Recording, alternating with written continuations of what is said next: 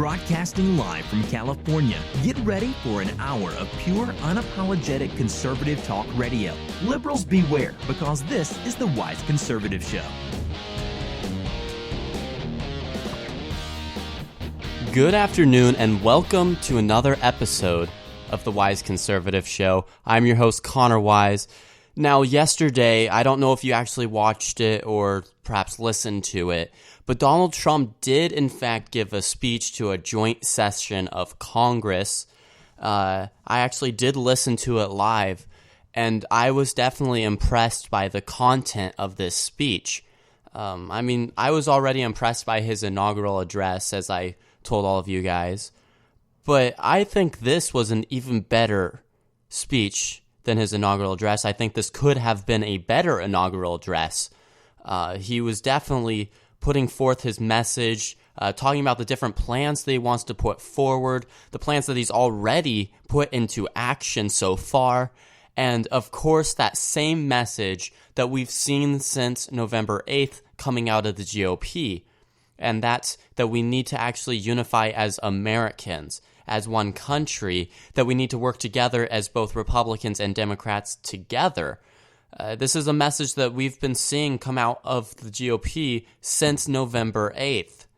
And sadly, it's been a message that the left continually ignores.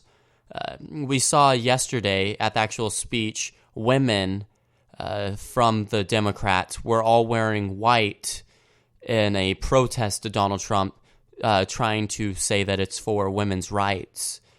And this is just one of many things that the Democrats did during the actual speech that I thought was very rude. But we've seen that constantly since Trump actually took office. We've seen it constantly since the new Congress has taken office. It's just one thing after another. But I actually have a lot of different clips from his speech. I didn't get quite as many highlights as I wanted to, or some of them that I really wanted to, and I just couldn't find right now to get for you guys. But I do have a few clips from Donald Trump's speech yesterday that I'm going to play for you guys, and we can talk about those. So the first clip that I do want to play for you is actually Donald Trump's introduction. And this introduction was actually very good, and it really set the mood for the rest of the speech. So take a listen to this. Tonight, as we mark the conclusion of our celebration of Black History Month, we are reminded of our nation's path toward civil rights and the work that still remains to be done. Recent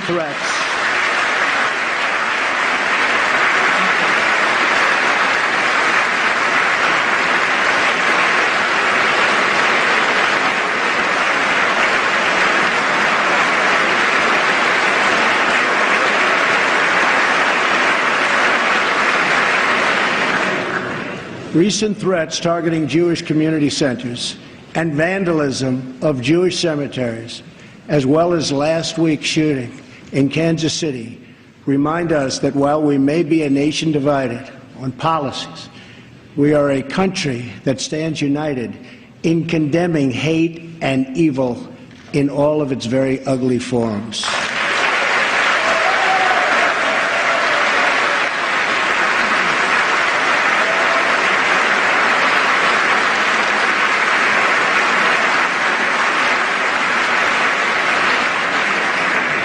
Each American generation passes the torch of truth, liberty, and justice in an unbroken chain all the way down to the present. That torch is now in our hands, and we will use it to light up the world. I am here tonight to deliver a message of unity and strength, and it is a message deeply delivered from my heart. So Donald Trump, throughout the entire speech, was actually giving that message of unity that he said that he would be giving. It was definitely a greatly worded speech, and I think that the message really came across very strongly. But one thing I do want to point out, even when Donald Trump was saying this stuff right here, you heard that loud applause, and I actually left it in there for a reason. That shows that there was actually a lot of support for what he was saying. But when you actually watch the video stream, or you watch it on Fox or CNN, wherever you were watching it, you would notice that even for stuff like that, the Democrats wouldn't stand up and they wouldn't clap. It doesn't matter what the actual thing was. They stood up, maybe all of the Democrats stood up maybe 2-3 times throughout the entire speech when it came to, I believe, when it came to helping out women in our country. And at the very end, they stood up because it was the end of the speech. There might have been 1 or 2 other times.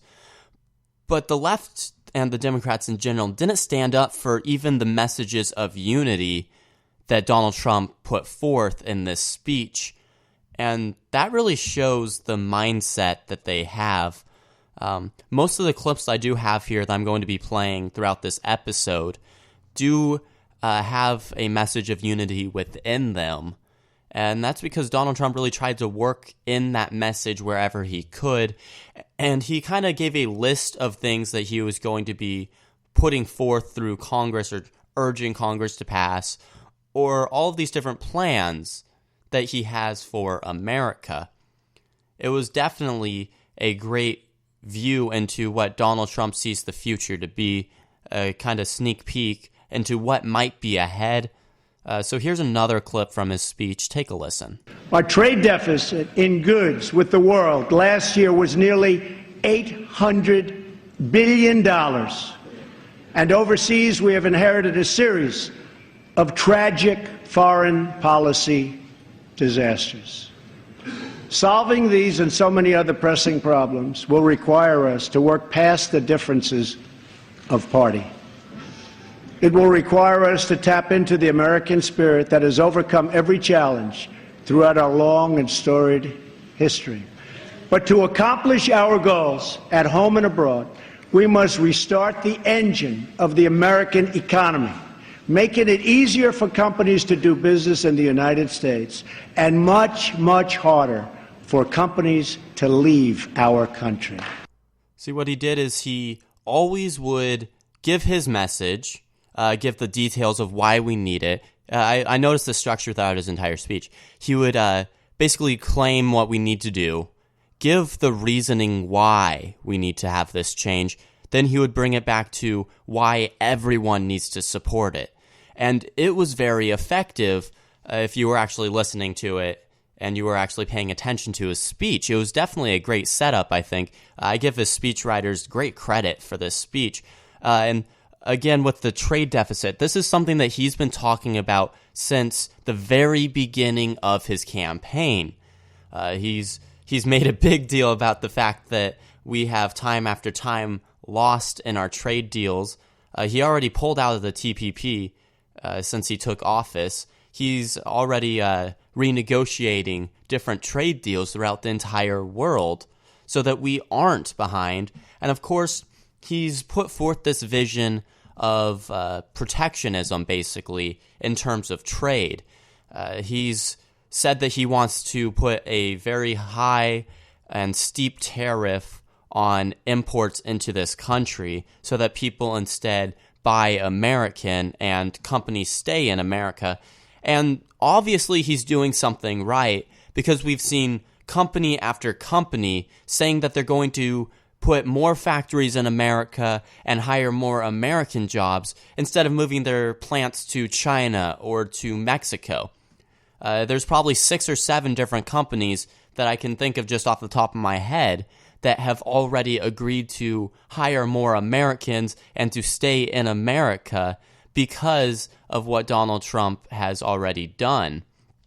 So he obviously knows how to negotiate with these companies, and I do believe that his vision, while a little odd in today's political spectrum, it's something that could work. And I'm really eager to see how this plays out, because a tariff on the imports from countries such as China, it could work in our favor, but it could also backfire. This is something that we're just going to have to see how it actually plays out, and it really depends on how steep the tariff is. But this is a vision for America that is definitely keeping us in mind, keeping America first, which is another one of his catchphrases that he used time after time after time. So we see him actually putting forth this message. And you'll see in all of these different messages that he put forth in his speech last night, it was all stuff that he touched on even in the primary cycle. He already had all of these ideas from the very beginning. Now I have a few shorter clips to play for you guys, but again, these are all about unity. If we are guided by the well-being of American citizens, then I believe Republicans and Democrats can work together to achieve an outcome that has eluded our country for decades. Action is not a choice, it is a necessity. So I am calling on all Democrats and Republicans in Congress to work with us to save Americans from this imploding Obamacare disaster. Now, this is something that I want to actually stop from playing more clips right now and talk about. Obamacare is something that is kind of, no one knows what's going on with it. We've said time after time, the GOP has said that they're going to repeal all of it. Now it seems like Paul Ryan and a few other GOP members don't want to repeal the whole thing, but instead they want to keep parts of it and then not replace it. It's a whole mess right now. And this is something that the GOP really needs to work out. Because Obamacare, while it definitely has been a failure, if we don't properly repeal all of it and then replace it at the same time, then it's going to go down as a failure on Republicans, and we won't have the majority in the House. We won't have the majority in the Senate come midterms. We're going to see that healthcare, just as it ended the majority for Democrats, it could quite possibly end the majority for Republicans if we're not careful. And so we see this kind of split within the GOP right now in terms of healthcare. We see the establishment and actually most of the party who wants to partially repeal Obamacare, even though they promised that they were going to repeal the whole thing. And then you see a few more people who actually want to repeal the entire thing. This is people such as Rand Paul, Ted Cruz, Mark Walker, a bunch of different GOP representatives and senators that want to repeal the whole thing, want to replace it at the same time. And I actually have an article on that for later in the episode, but I wanted to touch on it right now just a little bit, because it definitely is one of the big components that is still dividing the GOP between establishment and anti-establishment politicians within our party. We've seen quite a bit of peace within the party since November 8th, besides for the few people like John McCain and Lindsey Graham. But in terms of healthcare, we are very divided. And if we continue to have this divide, continue to uselessly argue over a certain few details that we should just repeal anyway because these are details about Obamacare that have failed in the past, if we continue to have these arguments about it and stalling the repeal, stalling the replacement, this is going to go down as a failure on the GOP and a failure on the actual conservatives and conservative ideals in terms of healthcare in general. So we definitely have to be careful with that in the future. And we definitely have to make sure that we do, in fact, repeal all of it right away. All right, so here's another clip. This one's slightly longer, but it's still kind of short. Everything that is broken in our country can be fixed. Every problem can be solved. And every hurting family can find healing and hope. Our citizens deserve this, and so much more. So why not join forces and finally get the job done and get it done right?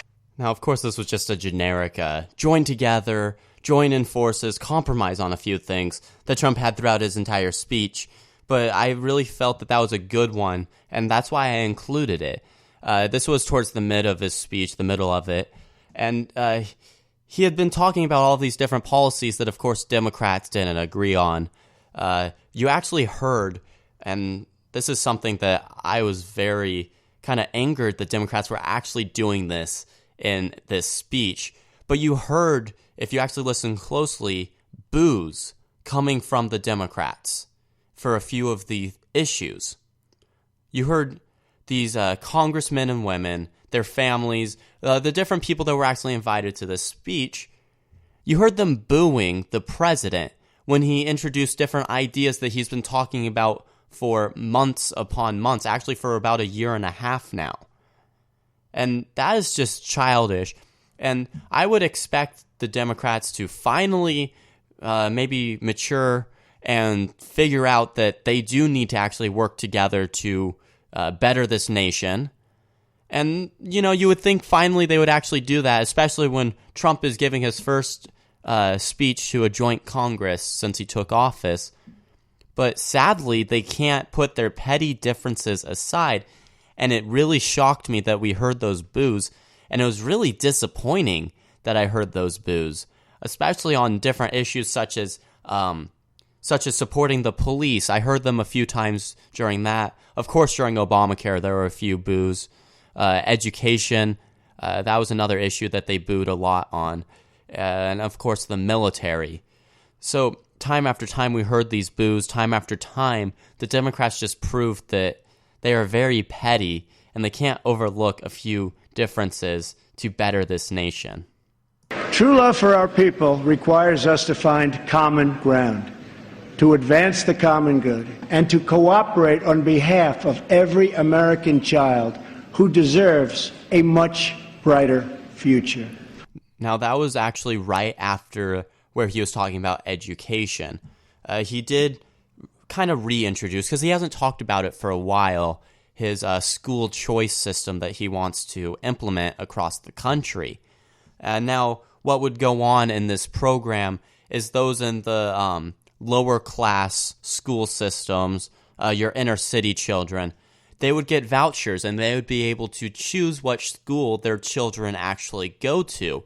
So they might be able to actually go to a charter school to get a better education, or they can stay at the same school if they choose to. And this is so that these students actually have the opportunity to better themselves and to get out of that cycle of poverty that a lot of them are actually stuck in due to our education system. So this is definitely a great system, and it's something that I do believe will be implemented here pretty soon. It's one that he's pretty passionate about, it seems. Not as passionate about immigration, obviously, but it's definitely a good plan, a passionate topic, and something that will greatly help this nation. And even on something like this, where Donald Trump was talking about helping the inner city youth, helping the minorities who are stuck in poverty, we still heard boos. The Democrats didn't stand. Again, I'll be talking about that a lot throughout this episode because it just shocked me, the amount of pettiness that was going on in that speech yesterday. I am calling upon members of both parties to pass an education bill that funds school choice for disadvantaged youth, including millions of African American and Latino children. These families should be free to choose the public, private, charter, magnet, religious, or home school that is right for them. See, that was more of the details that he actually talked about in this. And you heard that applause in the middle. Now, that was actually a very weak applause compared to a lot of them because it was only half of the room. But again, that was actually my last clip that I have for you guys. I wish I did get Donald Trump's conclusion to this entire speech. It was great, and I felt that it really brought the whole message together. Throughout this entire speech, Donald Trump definitely hit it on the nail when it came to unification. He, time after time, showed why we need to come together as Democrats and Republicans and come together as Americans to better this nation. And I think whoever wrote this speech, because it obviously wasn't him, I don't know the name of his speechwriter, but his speechwriter did amazing with this, included a lot of specific examples, but not too many, a lot of unification messages that were greatly needed in this time. And it was definitely one of his better speeches, might even be his best speech yet. I really do wish I had that conclusion for you guys, though, because when I was listening to that, it really just brought it all together. And honestly, I don't see how anyone could disagree with what Donald Trump was saying in his, basically the impact of his speech there, which is that we do need to work together, that we do need to compromise, that we do need to find solutions to the problems. And it was definitely an optimistic speech. That's something that you didn't see a lot during his campaign. You didn't definitely see that many optimistic speeches, but more, our current country is in a lot of trouble. This was definitely an optimistic speech saying that we have a bright future ahead of us. No matter what happens, we can and will change these problems at hand. And it definitely did kind of remind me of some of Ronald Reagan's speeches that I've gone back and listened to. It was optimistic and it was unifying, and it definitely was an amazing speech. I'm going to take a quick commercial break. Don't go anywhere. This is the Wise Conservative Show. Hi everybody, Connor Wise here with an exclusive clip from the Wise Conservative Show. Don't go anywhere. I'll be right back. And every time that these universities take up this new social change that they're trying to promote, every time they take that up, they are taking away from that education instead. Because now they're focusing on these social changes instead of learning like they should be. Ever wanted to learn the history of the Israeli-Palestinian conflict in less than 10 minutes? Are you looking for the truth about the so-called gender wage gap? Well, my friends, I'll let you in on a little secret. Prager University is a source that I use all the time when preparing for my show, The Jason Veely Program. Dennis Prager and his team have put together a remarkable organization that seeks to explain and spread Americanism through the power of the internet.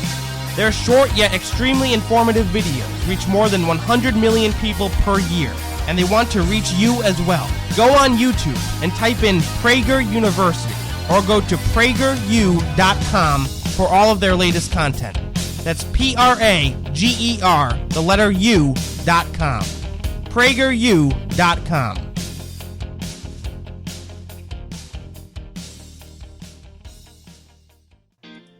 Have you ever wanted to stand up to your liberal professor? Have you ever wanted to help expand the conservative movement?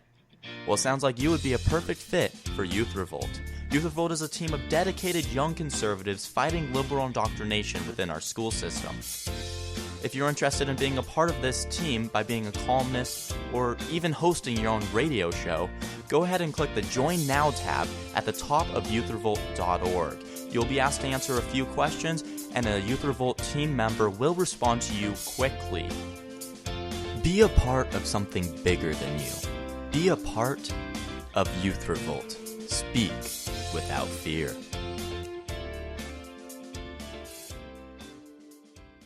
My friends, I'm going to be blunt with you.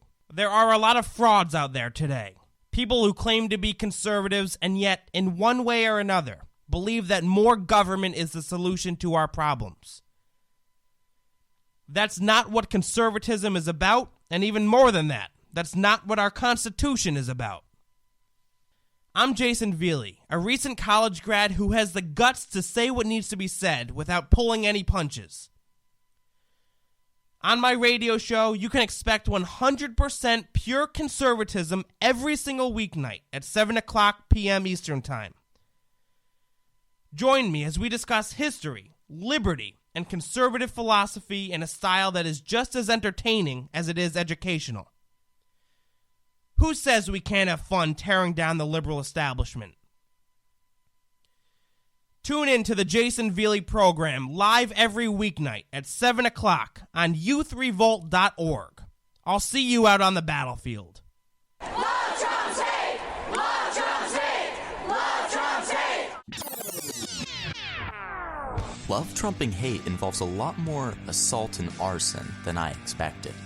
The Wise Conservative Show, Wednesdays at 6 p.m. Pacific Standard Time, only on Youth Revolt.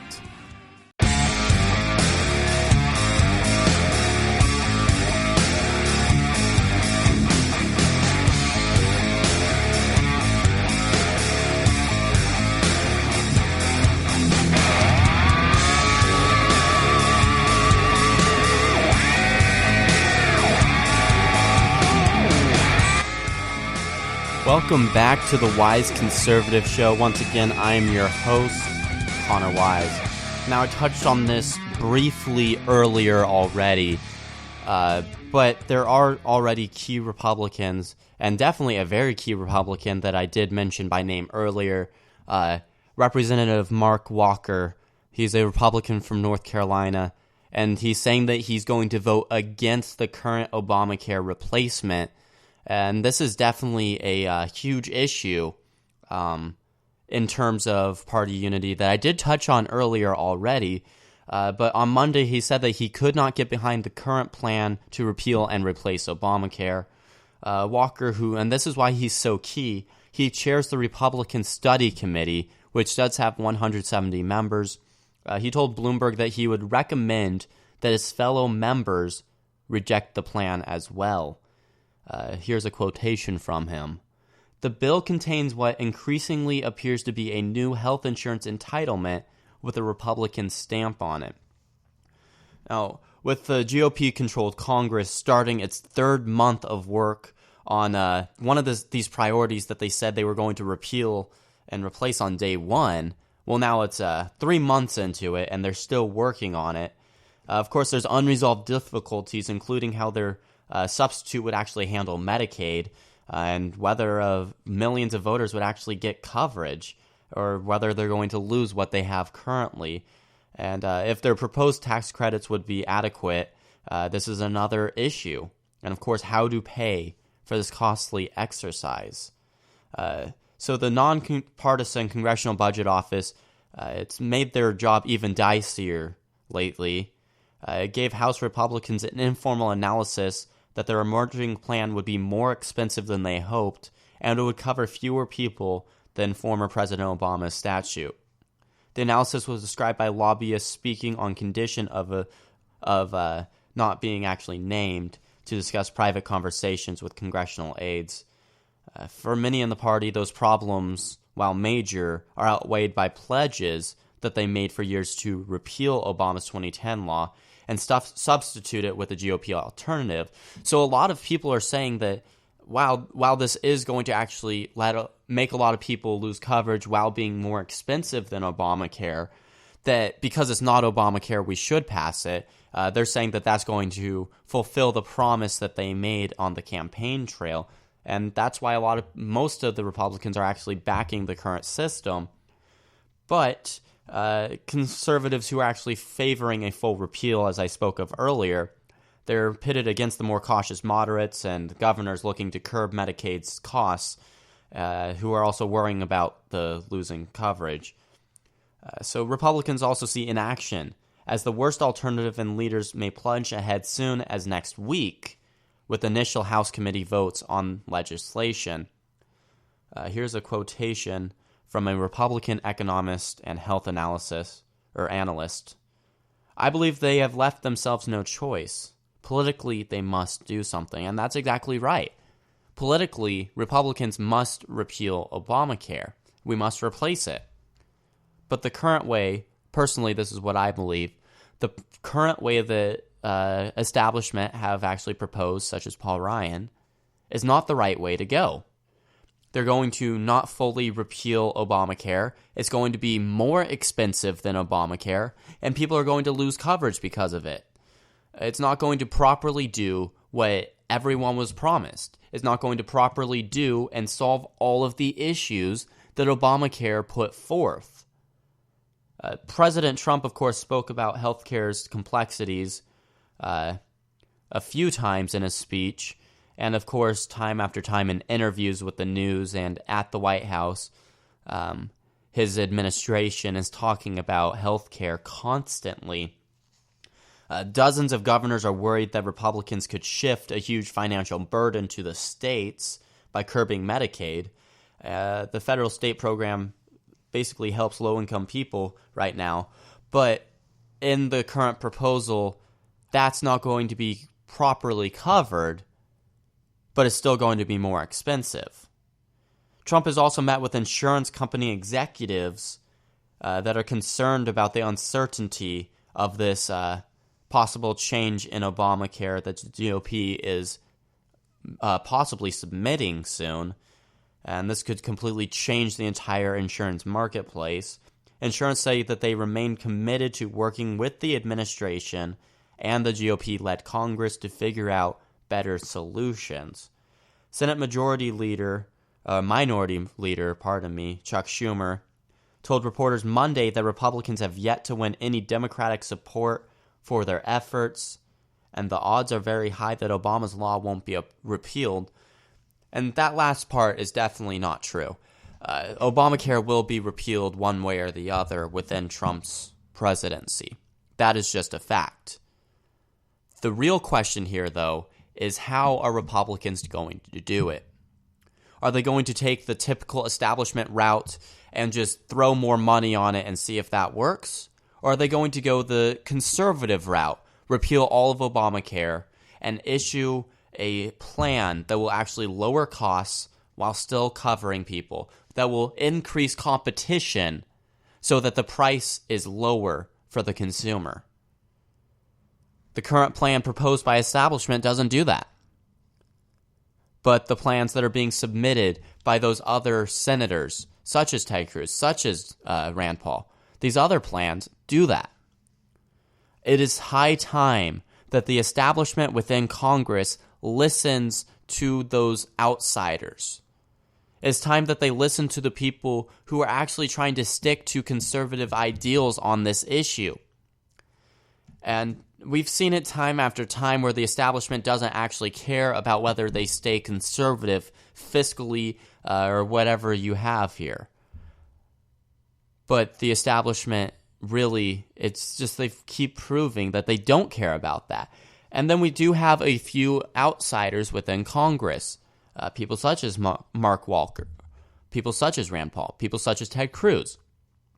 These people that are sticking to their ideals, are sticking to their values, and I do believe that they can convince a lot of the party, at least enough, so that they have to go down a route that is more conservative and that will properly insure Americans. Because leaving in parts of Obamacare, that's not what they promised. That's just more political lies. Leaving in parts of Obamacare isn't going to solve this crisis.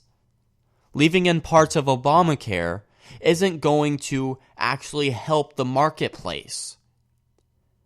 This is just another time where establishment politicians are trying to get around a promise that they told the people to get elected.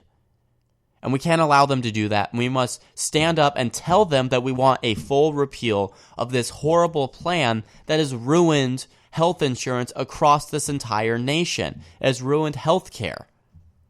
It's driven up costs. An example that I've used many times on the show, Arizona's premiums have gone up 116% this past year.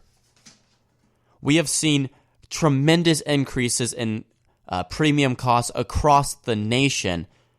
And this is something that establishment wants to leave parts of. That just can't happen. And it shouldn't even be thought of by people who claim to be conservative. People who claim to be conservative shouldn't even think about introducing a bill that doesn't fully do what they promise, yet still increases the budget for it. That shouldn't be a conservative train of thought. Speaking of more plans that Donald Trump and conservatives promised throughout the campaign trail, well, illegal immigration is actually dropping already since Donald Trump has taken office. His first month in office definitely had a significant drop in illegal immigration compared to that of the last 3 months of President Obama's presidency, and this is from the U.S. Customs and Border Protection. On January, 31,575 individuals were taken into custody between ports of entry on the southwest border. Now, that contrasts with an average of more than 45,000 for each of the previous 3 months. This report was released Monday, by the way. The agency then said that while it is experiencing a decrease in illegal attempts at entry, the overall total migration remains at an elevated level due to family units and unaccompanied children from 3 groups. Now, this is from Central Americans, Haitian nationals migrating from Brazil, and Cuban nationals. Jim Carafano, a security expert with the Heritage Foundation, said an assortment of factors could account for the change in numbers. Quote, "There are a lot of reasons why numbers go up and down, but some of it could be a reaction to the statements from President Trump that we're going to see an increase in border security and seeing media reports that we're going to get tougher on immigration in the U.S. People may be more resistant to come. You can't make too much of monthly numbers, but if you see the total lawful immigration population drops, that means you're doing something that's impacting the system overall." A senior Trump administration official said on Tuesday that the president is considering legislation to provide a pathway to legal status, but not yet citizenship, for those who are currently in the U.S. illegally. And this is despite reports throughout his campaign for, quote, mass deportation. The senior administration official said that the president thinks it is, quote, time to push for an immigration bill. Now, even still, plans are currently underway to build a border wall. The administration is making its first steps to developing and implementing one of Trump's hallmark campaign promises. Of course, build that wall is one of the things that actually got him elected. And Trump told the Conservative Political Action Conference, or CPAC, last Friday when he gave his speech, that construction will start, quote, very soon and is way, way, way ahead of schedule. And nevertheless, a White House spokesperson said Tuesday that the president is open to having conversations about fixing America's immigration system, but the primary focus now is on border control. The White House said Tuesday afternoon that immigration will be mentioned in Trump's address, and we definitely saw that in his speech. He did talk about the border wall, and he did talk about how illegal immigration has actually led to murders throughout our country. And he did bring, I believe, the parent, the father of someone who was killed by an illegal immigrant to the actual speech. It was another one. He brought a lot of people to the speech to show the actual effects of the different things across America. And that was one of them that was definitely a warm reaction from people. Same thing with the wife of the Navy SEAL who was killed in Yemen a couple weeks ago. So Donald Trump definitely did keep his plans for building that border wall, and I do believe we're going to see a bill for that very soon introduced into Congress. But even so, just Donald Trump's rhetoric in terms of illegal immigration has already led to a decrease in it within this nation. So we already see this bettering. Of course, 31,000 individuals being apprehended, that's still a lot. And think of the people who they didn't apprehend, the people who got past Border Patrol. So, of course, there is still essentially an epidemic of illegal immigration in our country. But we're definitely on our way to fixing this problem. ICE has been arresting countless numbers of illegal immigrants across the nation. And those arrests have gone up dramatically since Donald Trump took office. So he's definitely keeping his promise, and that was one of his hallmark promises in his campaign. And he is definitely keeping to his word on that issue, as well as a number of other issues. All right, I'm going to take one last commercial break. Don't go anywhere. This is the Wise Conservative Show. Hi, everybody. Connor Wise here with an exclusive clip from the Wise Conservative Show. Don't go anywhere. I'll be right back. How haven't all of these protesters realized that they are the exact reason why Donald Trump was elected in the first place? How haven't they realized that them being crybabies about every single thing in life is exactly why the American people rose up and voted for Donald Trump? They are the whole reason that they have all this misery currently. If you got a business, that you didn't build that. Somebody else made that happen. Get out of here, you idiot. Sorry about that, folks. Jason Veely here, host of the Jason Veely program. I'm a 22-year-old conservative who is fired up and ticked off at the direction the progressive left have taken this country. Join me every weeknight at 7 o'clock as we promote liberty, advance conservative principle, and work to restore the Constitution of the United States. I can get loud and I can get passionate. How can we afford not to when so much is on the line? Tune in to the Jason Veely program live every weeknight at 7 o'clock p.m. Eastern Time on youthrevolt.org. I'll see you out on the battlefield.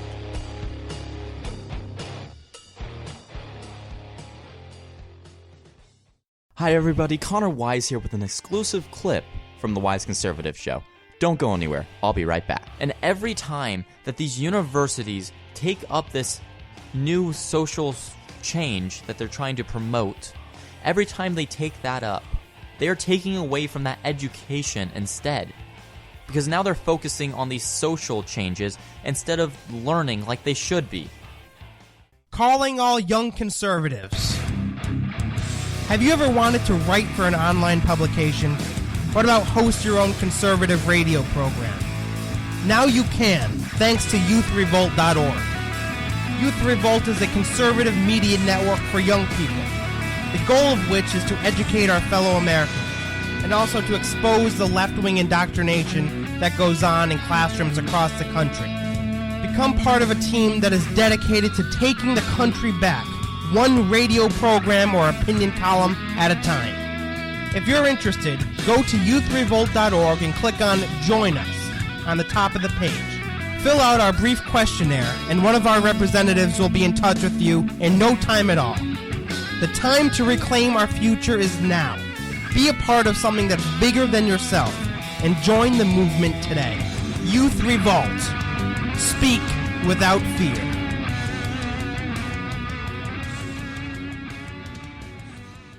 Ever wanted to learn the history of the Israeli-Palestinian conflict in less than 10 minutes? Are you looking for the truth about the so-called gender wage gap? Well, my friends, I'll let you in on a little secret. Prager University is a source that I use all the time when preparing for my show, The Jason Veely Program. Dennis Prager and his team have put together a remarkable organization that seeks to explain and spread Americanism through the power of the internet. Their short yet extremely informative videos reach more than 100 million people per year, and they want to reach you as well. Go on YouTube and type in Prager University, or go to prageru.com for all of their latest content. That's Prager, the letter U.com. prageru.com.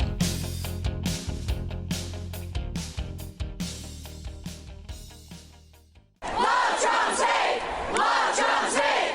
Love Trump's hate! Love trumping hate involves a lot more assault and arson than I expected. The Wise Conservative Show, Wednesdays at 6 p.m. Pacific Standard Time, only on Youth Revolt.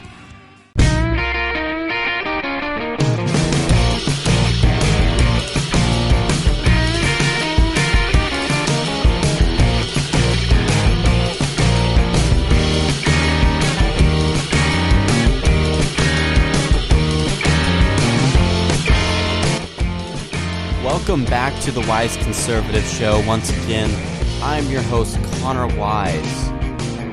Now, something that I actually didn't expect to see in the news, the U.S. is now reconsidering membership in the UN Council for Human Rights, and it urges to end the Israel obsession.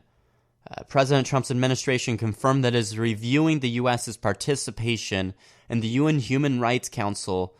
Just today, it warned that it wants the international body to reform its agenda and end its, quote, obsession with Israel. Washington critics have argued that the Geneva-based council unfairly targets Israel over allegations of human rights violations and alleged war crimes against Palestinian civilians in the West Bank and the Gaza Strip. Here's a quotation from Aaron Barkley, who is the U.S. Deputy Assistant Secretary of State. The United States remains deeply troubled by the Council's consistent, unfair, and unbalanced focus on one democratic country, Israel. No other nation is the focus of an entire agenda item. How is that a sensible priority? She also questioned why the Council was not taking action on other international matters, including claims that Syria President Bashar al-Assad, that he is bombing hospitals, and that North Korea and Iran are denying citizens freedom to religion, of peaceful assembly and association, and of expression. Quote, as we consider future engagements, my government will be considering the Council's actions with an eye toward reform to more fully achieve the Council's mission to protect and promote human rights. That was, again, Aaron Barkley. Now, former Israeli ambassador to the U.S., Michael Oren, welcomed these reports that the U.S. might withdraw and said that this move would send a moral message to the world. The United States is currently an elective member of this 47-member council, and part of the pushback from the U.S. takes into account the poor human rights records of some members of the council. This includes countries such as China, Saudi Arabia, and even Venezuela. The council was set up in 2006 as a successor to the Human Rights Commission, and at the time, President Bush actually refused to join the new body, but of course when Obama was in office, he reversed that and applied for membership, saying that he would be able to do more good if he's actually in the council. The transition Obama-era representatives to Trump's has made a lot of rocky moments, of course, with international bodies. Trump hasn't pulled punches on his dislike of the UN and has publicly sought to actually cozy a relationship with Benjamin Netanyahu of Israel, who is another UN critic. On Monday, the UN's High Commissioner for Human Rights took a veiled swipe at Trump when he warned about the danger of political profiteers amid reports that the U.S. might pull out of this council. The High Commissioner has praised the anti-Trump marches that took place in Washington the day after the inauguration, and this Jordanian diplomat actually said, quote, proud members of his staff took part in those protests. On Tuesday, the Trump administration also clashed with Russia in a vote at this Security Council. The Kremlin vetoed a measure backed by the U.S. that would punish Syria for using chemical weapons on its own people. And of course, this is the problem with the UN. On the Security Council, us and Russia are basically the two main members. It's always us against them. If they don't veto, we veto. But on issues such as human rights in Syria, Russia will always veto it because they're allies with Assad. And if it's something supporting Assad, we will always veto it because we're supporting the rebels within Syria. So the Security Council essentially is useless. Someone is always vetoing it, and one veto from any member of the Security Council nullifies the entire action. Russia and China, who are actually two permanent members of this Security Council, they both blocked this resolution that we spoke of previously. America's new UN ambassador, Nikki Haley, called the chemical weapon attacks barbaric and accused Russia and China of putting their friends in the Assad regime ahead of our global security. The vote in the 15-member council was 9 in favor and 3 against.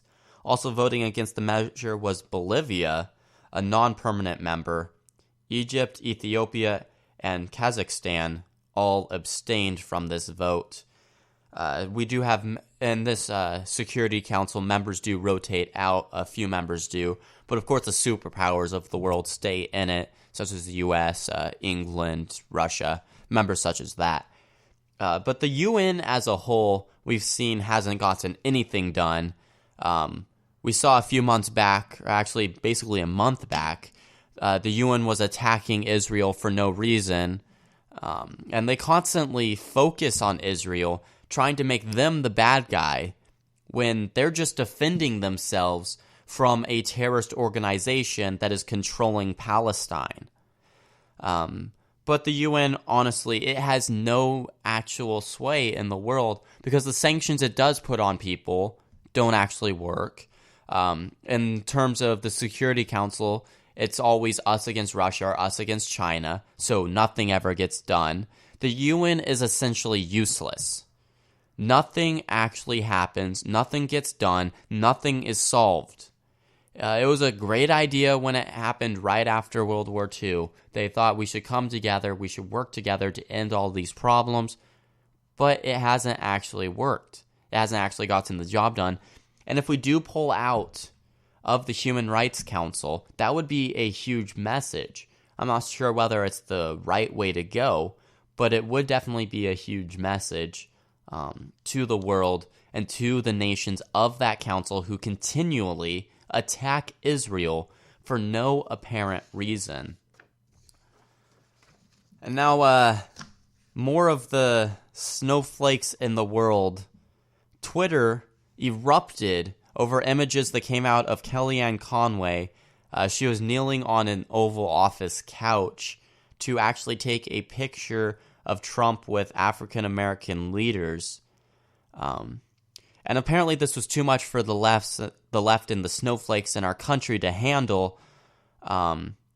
We saw people time after time on Twitter and actually in the actual news, the media, blowing up over this.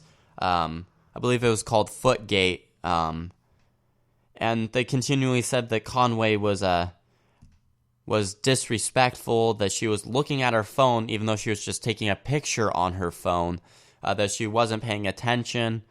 And that this is just more snowflake arguments that really don't have any sway. I just thought it was strange that they blew up over something so simple. Because honestly, there's no reason for them to do that. This is just another example of the left within our nation melting, essentially, over the slightest thing.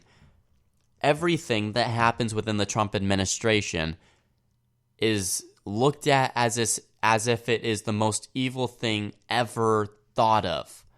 It doesn't matter what the topic is. The left will always look at everything that Trump does as a bad thing. They'll always look at everything that anyone in his administration, whether it be Reince Priebus, whether it be Kellyanne Conway, Mattis, anyone in his administration, they look at with this view that if they do anything, it's automatically wrong. And we see these stretches time after time of them trying to make a scandal out of Kellyanne Conway on the couch. I mean, it gets so much of a stretch sometimes of them trying to make a big deal out of things that I swear that they called Trump Hitler just because both of them drank water at one point. It gets that bad. The left in this nation has become so childish, and it's not just the people on Twitter, it's not just the media, it's even the senators and the congressmen and women, the representatives. Even they are being so petty with everything that is going on. And we are trying to unify this nation. We are trying to actually compromise on issues. We are trying to actually better this nation, solve our issues. But the left just can't seem to get with that program. They just can't seem to actually try to help people because it isn't their way, it's the highway. And this is something that has to end if we want to actually get stuff done in these next 4 years. If we want this polarization within our nation to finally actually dissolve, because it is becoming increasingly and exponentially large, this polarization within our nation. And it's becoming to a point where there might not be a return ever.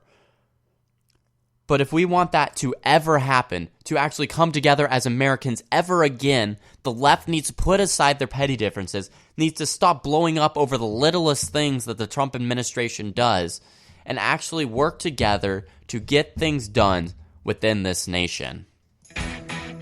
Alright, that's all for today's episode of The Wise Conservative Show. I'd like to thank you all for tuning in. You can find me on youthrevolt.org, search up Youth Revolt on Facebook. You can find me on Instagram at @the_wise_conservative. I'd like to once again thank you all for tuning in. And as always, God bless.